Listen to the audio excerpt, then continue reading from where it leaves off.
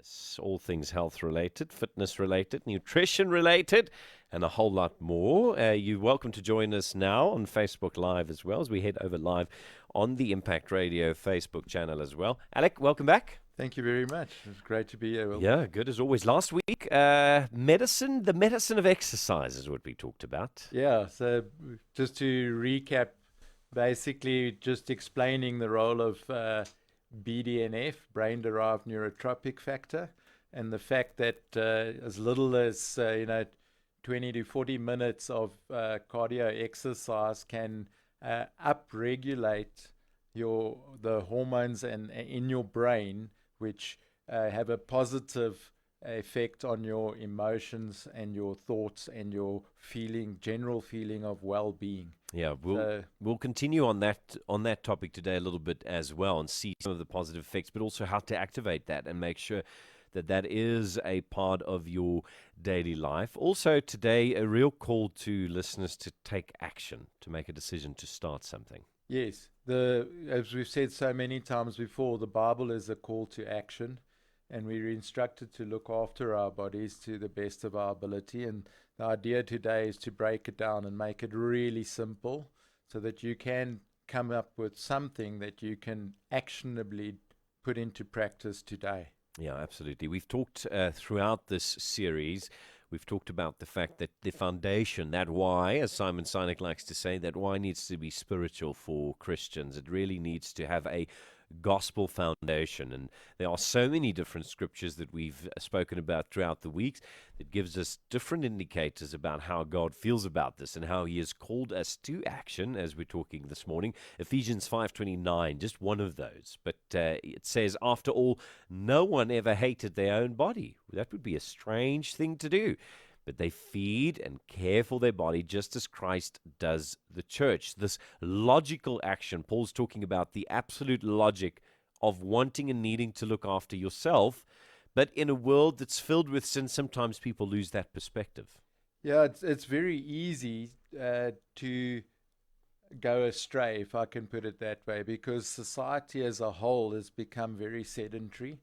So we do very little physical activity as part of our normal daily activities. Very few of us actually working physically with our bodies. So we're sitting and we're working on computers, as an example. So now we have to take an extra special effort to include physical activity to the largest possible extent in our bodies, just to actually help it function properly.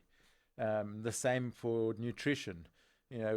Our lives are at a fast pace, and we end up eating a lot of food that is not healthy and not good for us. And just making some small tweaks and changes can have a profound impact on your health. Everything that we're talking about is available as well. Show notes available for free, by the way, on the almightywarrior.me website. So go and head over there, almightywarrior.me, under courses, all the way from our first chats about spiritual nutrition and physical exercise, pulling it all together. We've talked about fasting and insulin. We've talked about how to make change a part of your behavior and how important change is. We've talked about levels of progression, both in physical and spiritual and nutrition. We've asked the question, are you an almighty warrior yourself, and how you can become one? We've talked about the importance of sleep and breathing. I still need to do the tape over the mouth, Alec, as you do, quite courageously. Yeah, no, it works. I still do it every night. My wife's still very happy about that, Yeah. and it most certainly helps improve the quality of my sleep. We don't realize how nose breathing has such a positive impact on our. We're supposed to breathe through our nose, Yeah. otherwise it wouldn't be there. Yeah, we're designed to do that, and we often I definitely do, move to mouth breathing, and then the sore throat in the mornings, always an indicator of that. Then we've said simple, not easy. Use it or lose it, exercise is medicine, and then today we're talking about change. And these notes specifically today, I think, are going to be really helpful for somebody to go and download, because you've made it really practical, Alec. You've sort of set out a matrix of changes that somebody can make. Yes. So, I mean, simplistically, if we start off at the beginning, you need to stop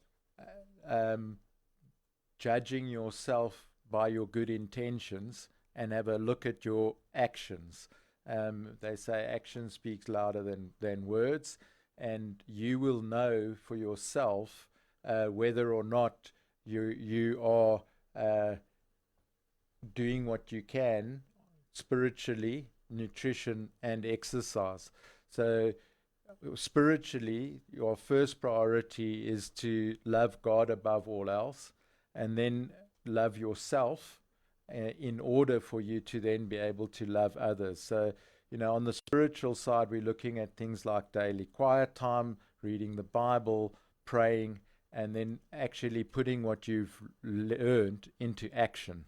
And then loving yourself is about understanding what God believes about you and then believing that yourself and putting it into practice.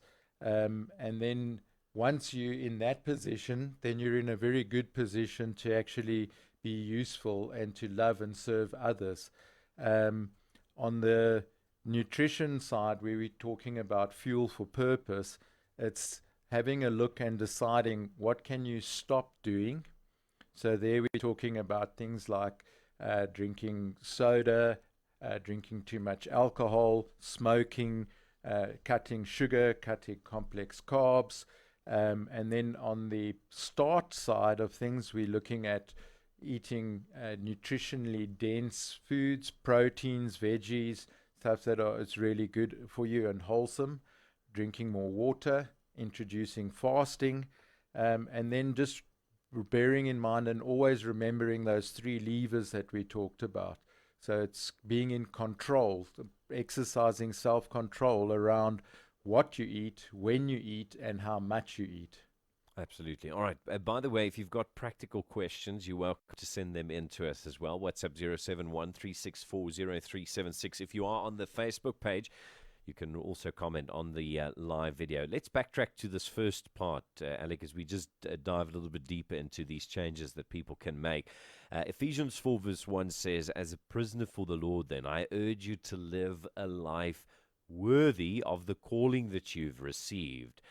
You've mentioned this calling that you've received. If you underestimate that, if you underestimate the value that God has given you, then ultimately the life you live will be undervalued as well. Your response to what you believe you are called to will have a ripple effect. Absolutely. You were uniquely created by the Lord for a specific purpose. If you're alive on earth, then you've got a purpose for being here.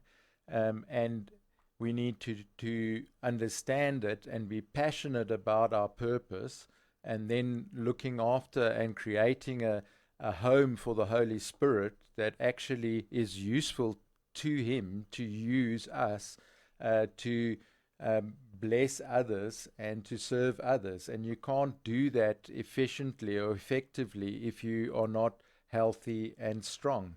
And that's where the nutrition and the exercise slot in. Yeah, absolutely. And let's talk about how revelatory this is as well, because it really speaks about having a revelation about God's love for you, His call for your life, and the fact that we should be witnesses in everything that we do.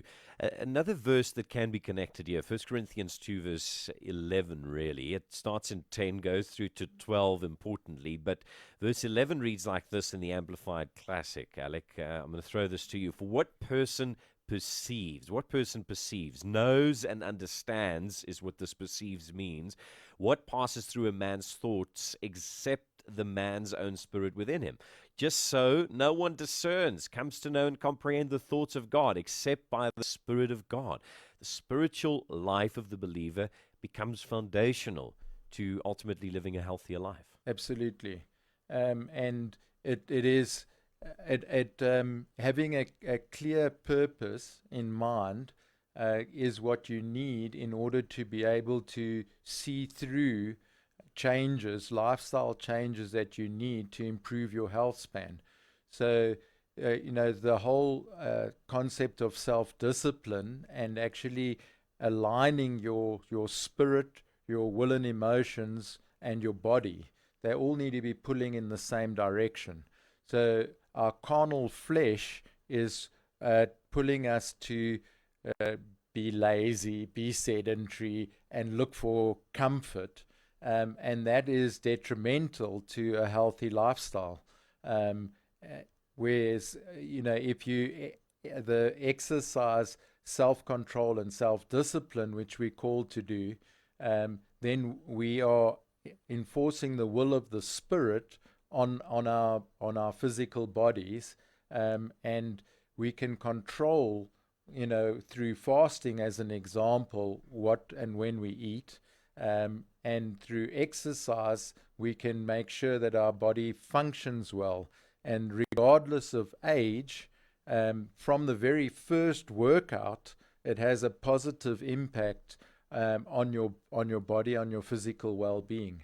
Yeah. One of the reasons I think a lot of people stop, Alec, is because they find it difficult at the beginning. And I think something that's important for people to know is that there is a snowball effect that takes place when it comes to health and wellness and better eating. You've mentioned this BDNF, but there's this positive reinforcement loop, they would call it in the business handbooks, Yes. that starts to take place once you start making small incremental changes. It's about progress, not perfection. But once you start making these changes, it becomes easier and easier. And this BDNF specifically speaks to why, scientifically, it becomes easier, doesn't it? Yes. So scientifically, it's proven that if you have a, a clear vision, it upregulates your emotions. If you exercise, it upregulates your emotions. And if you eat correctly, it upregulates your emotions. So if you are if you are suffering, for example, from depression, then there's three practical things that you can do. If you understand your passion and your purpose, that you are here for a reason, that will contribute. If you eat correctly, that contributes further. If you exercise, that contributes further. So now you've got a positive impact on three fronts on your emotional well-being, that upregulates your thoughts, and that changes and allows you to implement behavioral change that's needed to make lifestyle changes. And the key there is, once you have identified the particular behavior, is to actually instill it as a habit. And you can then habitually do what you know is good and right and beneficial, and that will then have a positive effect. So if we want to break it down and get really practical and really simple, then let's look at the three areas that we're talking about. So your spiritual well-being, your nutrition, and your exercise. So you need to pick one out of each area that you think would be absolutely key to have an impact on your life. So, for example, having a daily quiet time, or going for a walk daily, or cutting out some sugar out of your diet, or, just as examples. Then make it even simpler. Then out of those three that you've identified, pick the easiest one to implement, and let's focus on that. And all you need to do is do the simplest of those three initially and start today, because that's the only thing we've got to work with. And then implement that in your life, and then instill that, and then that will snowball. And then you can go on to the second and the third, and then you'll keep adding the fourth, the fifth, the sixth, and you will rapidly move in the right direction to actually start making those beneficial improvements to your health span. This could also be a reason why some people fail in their endeavor to do this, because without that upregulation of mood and of, let's call it confidence, if you try to change everything at once, there is some sort of a resistance to that, because you're just not there yet. Yeah, so we've spoken about setting goals, and not putting to not deciding that you've never run for the last 10 years, that your goal is to run a marathon. Your first goal is to run 1K, then 2, then 3, and to set successive small, easily achievable goals. And the same goes for your nutrition. So the thought of cutting sugar out of your diet completely is too radical, then just reduce it.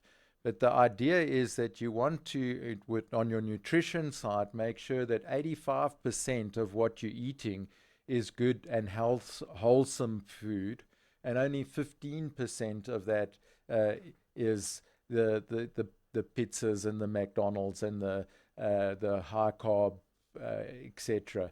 So if you can start making those changes, it'll have a very positive and beneficial effect. A big part of what Alec is doing here is not just to talk over the air and bring you information here, but to make it practical for you, to make it available to you as well. Alec, maybe just from your side, talk through what listeners can do, how they can engage with Almighty Warrior, how they can engage with you and with the content that we're producing here.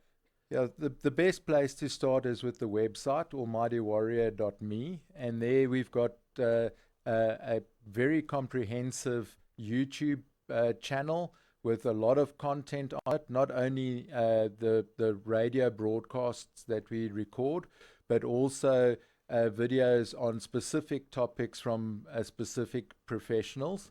And then we've got a professional team. So within Almighty Warriors, we've the nutritionists, the pastors, the exercise, the physical trainers, etc. Are links to all of that are there. And the objective that we've got is to understand your needs and requirements and personalize a solution that will help you make those improvements. All right, it's by chance, not by planning here, that this message coincides. One listener this morning says, Alec, how about our kids? How can we get them involved? We've got your kids in studio today. It seems like you've managed to get all of your kids involved in your healthy lifestyle and exercise. I think a big part of that is first setting an example, right, for your kids, but also Jackie asking if we can do a session about getting kids healthy, etc. Yes, I mean and the kids are all uniquely different, but I mean, to give you an example, my daughter did her first adventure race at 7 years old. So finding what they enjoy and encouraging them to be physically active is what is key. Obviously, at the moment, with this whole social distancing, makes it a little bit more difficult to actually do and participate in team sports and school sports and things like that. But I think there are a lot of individual sports that we can encourage our children to participate in, and most of those sports that you can do on an ongoing basis for a long period of time, well beyond school. But I think, and if I look in and around Pretoria, we've got such beautiful nature reserves. Just getting them outdoors, going for a hike. Make it enjoyable for them, and try and do it together with them, and then you'll both get the benefit of it. Spending time together, spending time in creation, and getting fit and healthy in the process. Yeah, I think an important part is not making it be superficial, making it part of your lifestyle. It's got to be part of the family living and the lifestyle, and that upregulation again here is important, because you'd be surprised. There's a hesitancy to go out and do the walk in the mountains somewhere in Pretoria or the nature reserve, but once you've done it, that upregulation will confirm that it's been worthwhile, make it easier to go do it the next time. It's just about starting somewhere. Yeah, no, if something's worth doing, then it's worth doing every day as well, and it's about being consistent. So we underestimate the consistency, and we try and plan these big chunks of time around going to the gym or participating in sport, etc. But it's about doing that little bit of exercise frequently on an ongoing basis that will have that positive effect. So particularly for the older and for the youngsters, it's just encouraging them to actually see it through and to consistently participate in activity. and that benefit will then come through. Yeah, and Thea, one of our listeners, regulars here on the Morning Drive show, 15 weeks ago, made one of those decisions to start the intermittent fasting. She says she's 15 weeks in now. Awesome. So that's amazing, coinciding with the running of this program. And well done, and Thea, keep it going. And now maybe add to some of those things, right? Maybe she can tell us the benefits that she's seen over that period of time. Yeah, and Thea, you're welcome to let us know. I'd love to hear from you, some of the changes that you've seen. And that's where we want people to go from today's show. Alec is making that decision to maybe start with one thing in each one of these categories. Yes. Starting with one, picking one, and we've got you've got really nice examples of things they can choose set out in the table. Yeah, I felt that it's, to make it practical and really simple. So, like we're saying, you can decide to do your daily Bible reading, pray daily. Do you have a quiet time daily? What is there that you can do to make improvements? Or, are you doing some form of cardio and strength training 2-3 times a week on each? So 6 days a week, we should be doing something for about half an hour a day that is physically demanding. And if half an hour seems like a stretch, then break it down. Instead of trying to run 5Ks once a day, go out and go for a walk or a run twice a day and do 1 or 2Ks. But you can do something about it. That's the point I'm trying to make. And anything is better than nothing. And it's about taking one small step in the right direction and then building on it. Absolutely. And change is worth it. We've done a whole show on change as well, and the importance of change. Romans 12 verse 1 says, "Therefore I urge you, brothers, in view of God's mercy, to offer your bodies as living sacrifices, holy and pleasing to God." This is your spiritual act of worship. And this is the important part for me this morning. Do not conform any longer to the pattern of this world. Don't accept your normal, the way you've always done things, the way maybe you grew up to do things, the way you grew up to eat or to train or to live life. The Bible encourages you to be transformed by the renewing of your mind. Let new information renew the way that you think about things. And if there's resistance, if there's fear, 2 Timothy 1 verse 7 reminds you that God has not given us a spirit of fear, but of power and of love and of a sound mind. Don't try and do it alone either, Alec. I know that's something that's personal to you. You've not tried to do what you do alone. You've done it together with the help of God, the help of the Holy Spirit. Yeah, most certainly. And I think that, the thing there is to always try and challenge yourself, be progressive. And in my walk with the Lord, it has definitely been the catalyst for unlocking my abilities and my performance as an athlete. And I'm very grateful to that. And yeah, understanding that we are fearfully and wonderfully made, and that all these different parts play a role and are interlinked with each other. So it's a holistic approach, and we're trying to work on and fix the cause, not treat the symptoms. Absolutely. All right, Alec, we've come to the end of another show, unfortunately. A big thanks again for all the work that you've put in here. Love to hear from the listeners as well. You can get in touch with us on 071-364-0376. Maybe you've grasped something from one of these shows and grabbed onto it and made a change. We'd love to hear from you. And Thea, I know you've sent another message. We'll have a listen to your voice note in just a second. And if you have ideas of things that's important to you that we need to talk about, fitness and health and nutrition and spiritually related, we'd love to know as well. Go to almightywarrior.me today. Go and check out the website. There's lots of great things to start you off with and to be a part of what Alec is also doing at the Almighty Warrior team. Alec, thanks as always. Thank you. It's a